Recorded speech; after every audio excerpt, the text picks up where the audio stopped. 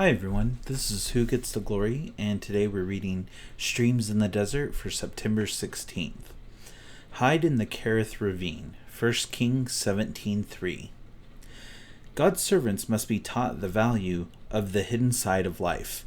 The person who is to serve in a lofty place before others must also assume a lowly place before God.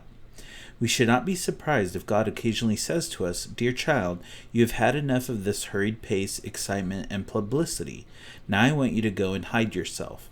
Hide in the Kerith Ravine of sickness, the Kerith Ravine of sorrow, or some place of total solitude from which the crowds have turned away."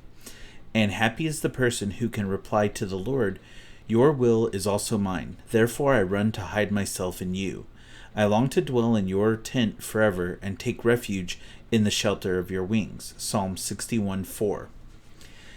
Every saintly soul that desires to wield great influence over others must first win the power in some hidden Kerith ravine. Acquiring spiritual power is impossible unless we hide from others and ourselves in some deep ravine where we may absorb the power of the eternal God. May our lives be like the vegetation centuries ago that absorbed the power of the sunshine and now gives the energy back after having become coal. Lancelot Andrewes, a bishop of the Church of England and one of the translators of the King James Bible of 1611, experienced his Kerith Ravine, in which he spent 5 hours of every day in prayer and devotion to God. John Welsh, a contemporary of Andrewes and a Presbyterian who was imprisoned for his faith by James VI of Scotland, also had his ravine. He believed his day to be wasted if he did not spend 8 to 10 hours of isolated communion with God.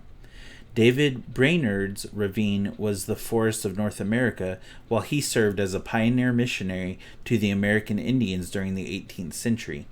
And Christmas Evans, a preacher of the late 18th and early 19th centuries, had his long and lonely journeys through the hills of Wales. Looking back to the blessed age of which we date the centuries, there are many notable ravines. The Isle of Patmos, the solitude of the Roman prisons, the Arabian desert, and the hills and valleys of Palestine are all as enduringly memorable as those experienced by the people who have shaped our modern world. Our Lord himself lived through his Kerith Ravine in Nazareth, in the wilderness of Judea, amid the olive trees of Bethany, and in the solitude of the city of Gadara. So none of us is exempt from a ravine experience, where the sounds of human voices are exchanged for the waters of quietness that flow from the throne of God, and where we taste the sweetness and soak up the power of a life hidden with Christ. Colossians 3:3, F.B. Meyer. Thank you for listening, and God bless you.